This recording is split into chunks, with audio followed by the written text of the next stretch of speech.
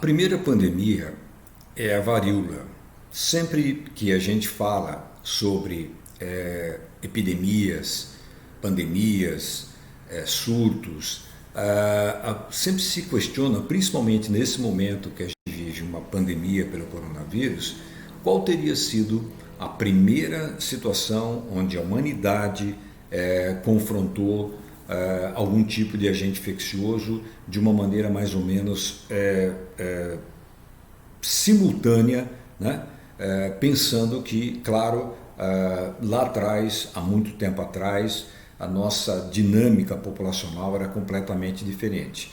Mas acredita-se que a varíola tenha sido realmente a primeira pandemia a assolar a humanidade. Essa é a hipótese da maioria dos estudiosos e eu também concordo com tudo que estudei até agora, que sem dúvida alguma a varíola foi um dos piores males que já aconteceram para nós humanos.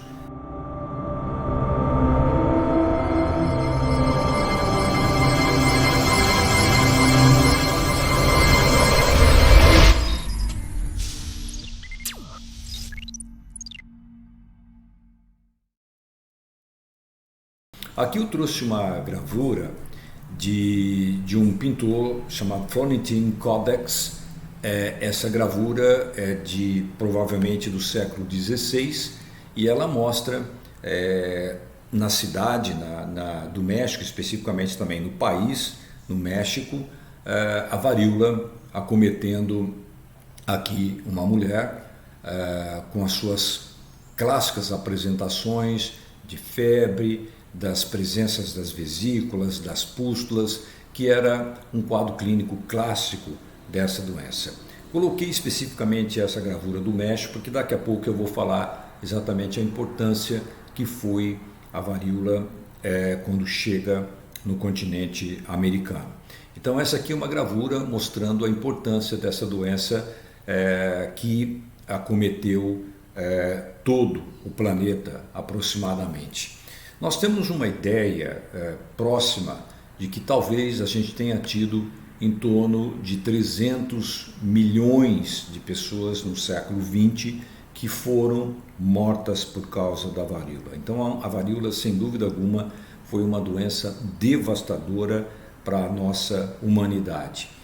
Ela influencia, e aqui eu estou entrando agora diretamente no tópico que eu gostaria de conversar, ela influencia substancialmente a história da humanidade através das migrações, das colonizações e das guerras. Nós vamos ver que a história migratória, a história de muitas colonizações e a história das guerras poderiam ter sido completamente diferentes se nós não tivéssemos as doenças infecciosas. E aqui especificamente falando da varíola. Interessante que a varíola é um vírus que nós não temos ainda a identificação precisa de onde ele surgiu. Como é que esse vírus começa a acometer o ser humano? Acredita-se que possa ter vindo do camelo. Explica-se isso pelo fato do camelo ter um tipo de vírus muito semelhante ao da varíola e que causa uma doença absolutamente leve nesses animais quando adoecem, mas explica-se que talvez possa ter vindo do camelo, tendo em vista que a varíola surge ali no continente africano, no asiático também, mas mais no continente africano, locais onde a convivência com esses animais é muito superior a outras partes do planeta Terra. Mas esse é um pequeno mistério, a gente ainda não tem a informação precisa e talvez a gente não venha a ter, tendo em vista que a varíola hoje já praticamente não é mais estudada, essa hipótese ficou em aberto. Aqui eu trouxe um slide mostrando dois irmãos, um com varíola, com essas lesões incríveis, impressionantes, lesões bolhosas, confluentes, que deixavam uma cicatriz quando a pessoa se recuperava, e nem todo mundo conseguia se recuperar, porque além de acometer a pele, também acometia órgãos internos, e aqui um menino vacinado e um menino que não tinha vacinado, dois irmãos. Isso mostra a diferença da proteção imunológica. Esse é um slide bem emblemático, porque é uma foto bem antiga, quando ainda se questionava a questão da vacinação como um método de controle dessa doença. É interessante aqui, isso aqui é uma foto de uma das múmias egípcias, no caso aqui o Ramsés V. Isso data aproximadamente de 1157 anos antes de Cristo, mostrando que muitos personagens da história, como a gente vai ver daqui a pouco, foram acometidos de varíola. Então esse é um dos primeiros registros, que provavelmente no Egito a varíola foi uma doença muito importante, atingindo indiscriminadamente a população pobre, a população mais abastada, imperadores, chefes de Estado, os simples camponeses. Então, foi comprovado, através da análise dessa múmia do Ramsés, que ele teve varíola e que provavelmente ele morreu como consequência da varíola.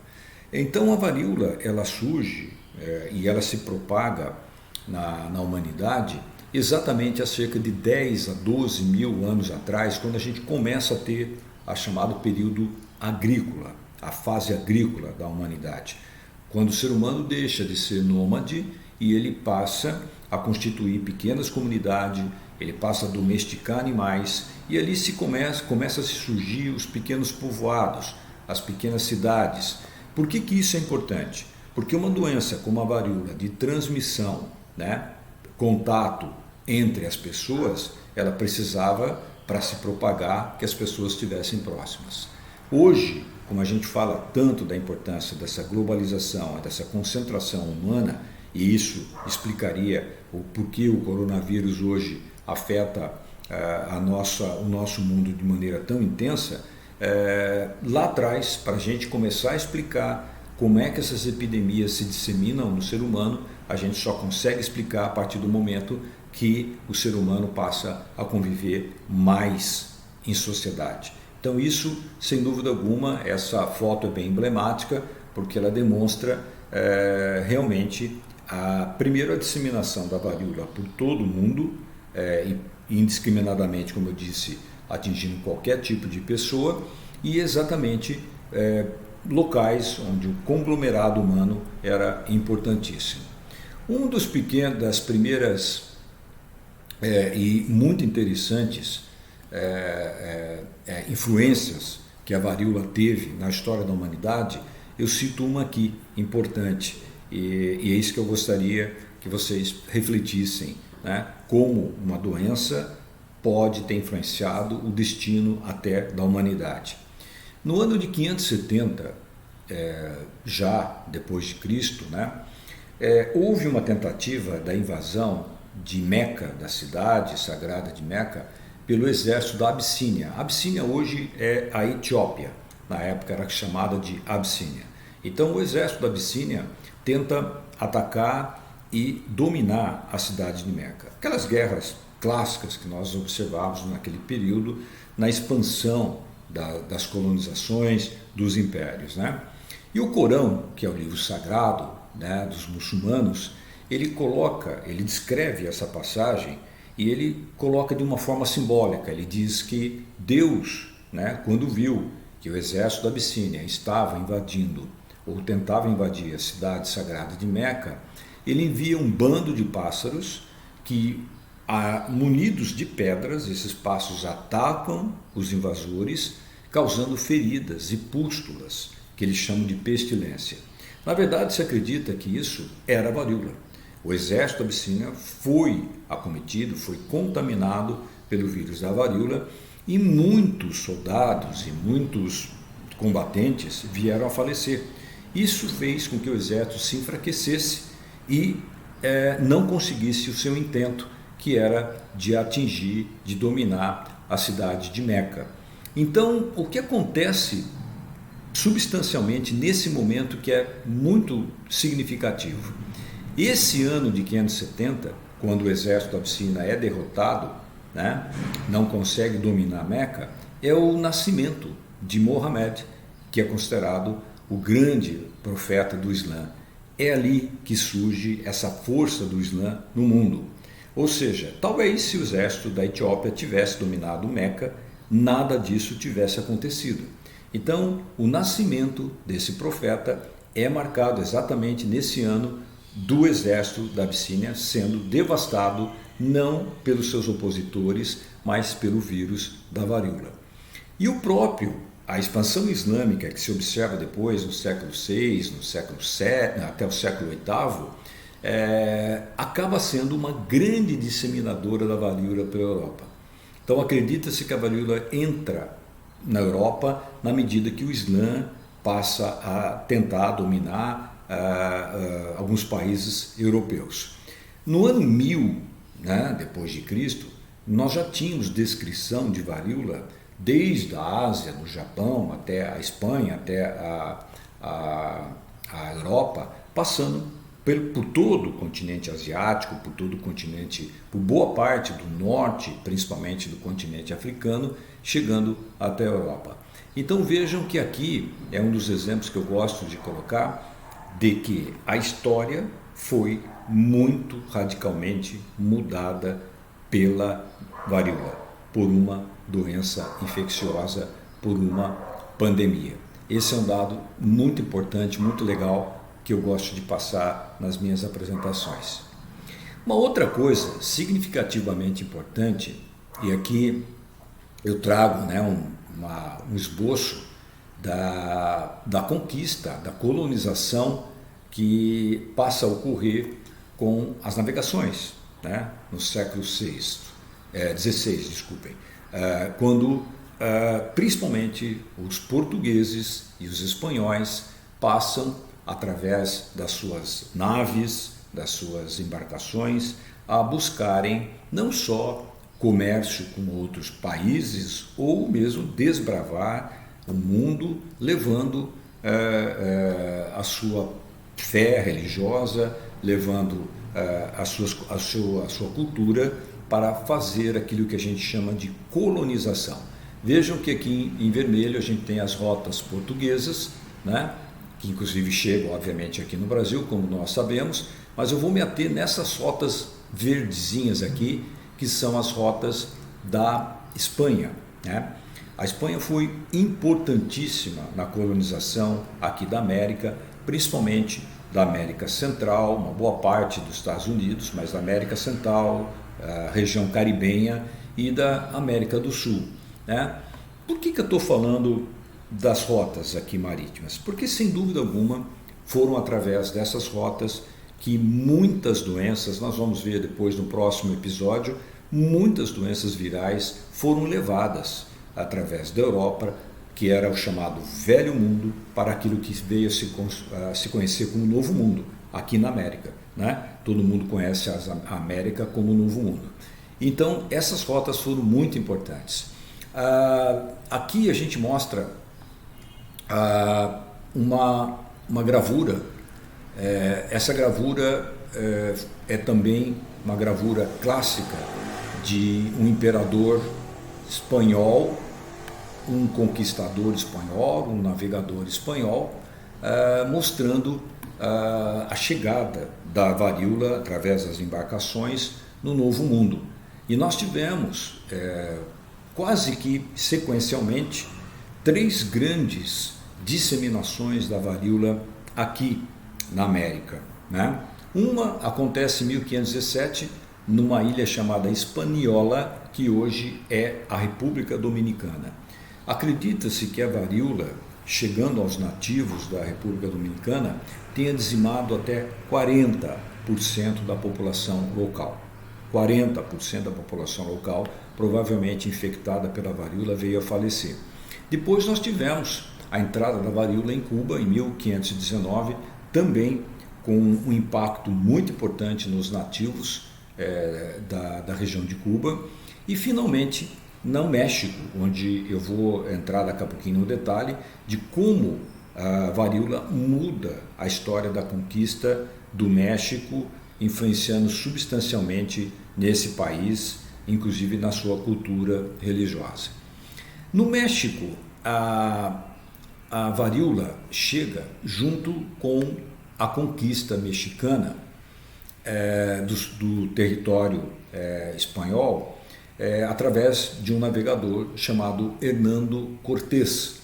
O Hernando Cortés, ele um chefe dessa expedição, e interessante que essa expedição tinha um número pequeno de pessoas comparando a população nativa na época ali do México, especificamente na cidade do México.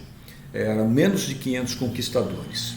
E na época, o México ele tinha o domínio do Montezuma, era um imperador. Montezuma é este indivíduo que eu estou mostrando aqui no centro da tela.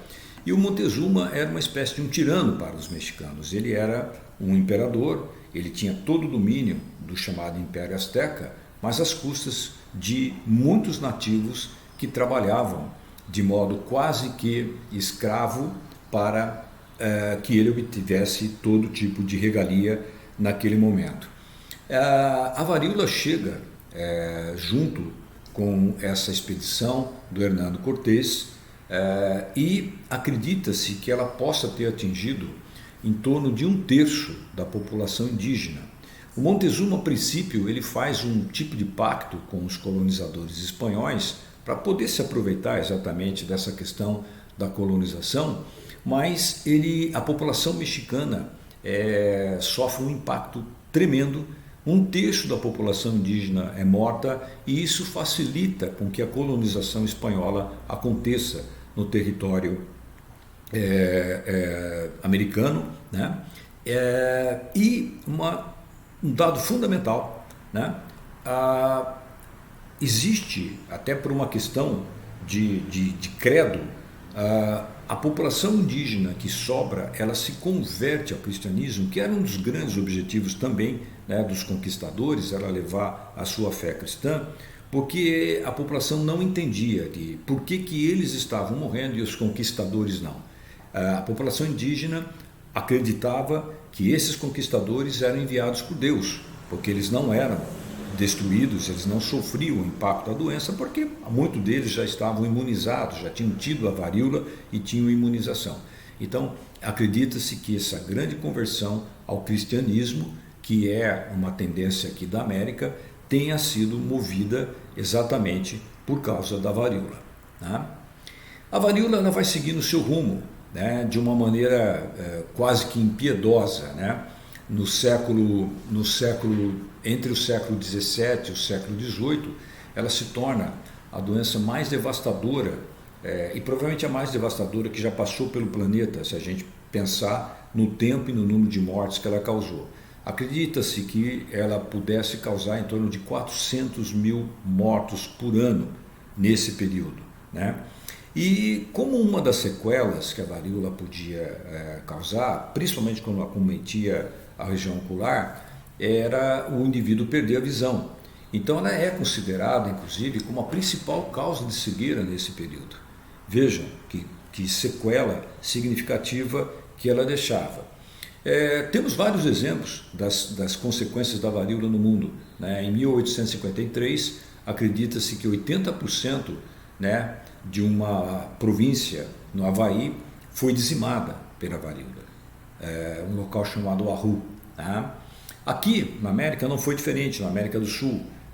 Em 1903, a catequese, que era comum naquele período, um padre que estava contaminado com uma forma leve, começa um trabalho de catequese na chamada tribo Kayapó, e a tribo Kayapó praticamente é dizimada em 1903. Sobram pouquíssimos indivíduos que sobreviveram a essa epidemia de varíola.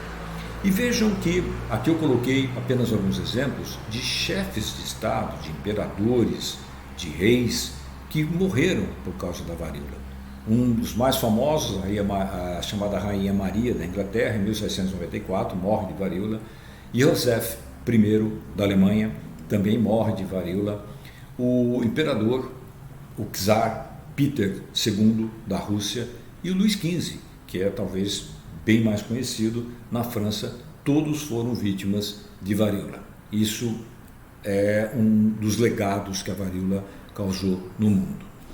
Em 1763, a gente teve um episódio muito interessante, eu fiz questão de colocar aqui, porque veja como a varíola mudou inclusive a geografia de alguns países. Na América do Norte, que havia nesse momento já mudado a sua tentativa de colonização com os franceses e com os ingleses, principalmente a região do Canadá, havia uma guerra para domínio de alguns territórios que a Inglaterra tinha e a França tentava conquistar. Foi a primeira vez que isso acontece, a gente chama de guerra biológica, quando você coloca um vírus propositalmente num determinado local para que ele cause uma infecção. A primeira vez que isso acontece foi em 1763, na chamada Guerra da França na Inglaterra, por buscas de territórios norte-americanos. E um general da Inglaterra, chamado Geoffrey Armistead, o que ele faz? Ele, sabendo que a varíola tinha um alto grau de contaminação, ele pede para que os seus soldados distribuam para tribos indígenas que eram resistentes a essa colonização cobertores contendo vírus da varíola, cobertores que tinham sido usados em pessoas com varíola, para que essas tribos se infectassem e, consequentemente, eles pudessem tentar conquistar o seu espaço como conquistadores do território norte-americano. E aqui eu trouxe um último exemplo da importância e mostrando como mudou a geografia e muitas vezes mudou a história então de um país, que é a tentativa de um general aí já americano chamado Benedict Arnold. Isso acontece em 1776, que ele lidera tropas americanas porque a ideia dos Estados Unidos era tomar a província de Quebec no Canadá e reintegrar isso aqui a territórios americanos. O Arnold faz uma estratégia muito errada. Ele lidera 10 mil soldados que procuravam chegar até Quebec, né, por uma via que ele entendeu que era uma via um pouco mais longa, mas que facilitaria que os soldados tomassem essa cidade. Eram 10 mil soldados, só que ele não contava com a varíola. A varíola acometeu 5.500 soldados do seu exército. Consequentemente, eles não conseguiram reintegrar Quebec para o território americano. Quebec, como todos sabem hoje, é uma província importantíssima do Canadá. Então vejam que, mais uma vez, uma doença infecciosa, ela interfere no rumo de uma sociedade, de um país. A varíola começa a ter o seu controle com uma técnica bastante peculiar chamada variolação. Variolação, na verdade, vem lá de trás, provavelmente do ano 1000, do ano 1050, com os chineses. Os chineses, eles descobriram que eles poderiam pegar a cicatriz, aquela pústula, aquela crosta, aquela casquinha que a varíola deixava, eles transformavam isso em pó e davam para as pessoas inalarem esse pó. A ideia era que, inalando esse pó, essas pessoas não teriam como pegar a varíola ou diminuiriam o risco de pegar a varíola. Isso, na verdade, é quase como uma vacinação, mas na época era chamada de variolação. Variolação era, então, inocular, né, esse pó preparado a partir de pústulas, de casquinhas, de feridas de varíola, para que as pessoas não se contaminassem.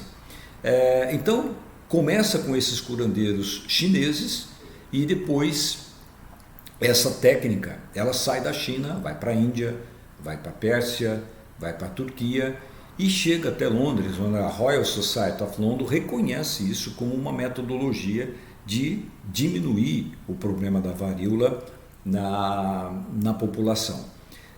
Os ingleses mudam essa técnica através de inalação para escarificações. Eles pegavam o pus de pessoas que tinham varíola inoculavam numa pessoa que não tinha, através de um pequeno corte, de uma pequena laceração na pele, e isso também eles perceberam que poderia causar uma certa proteção.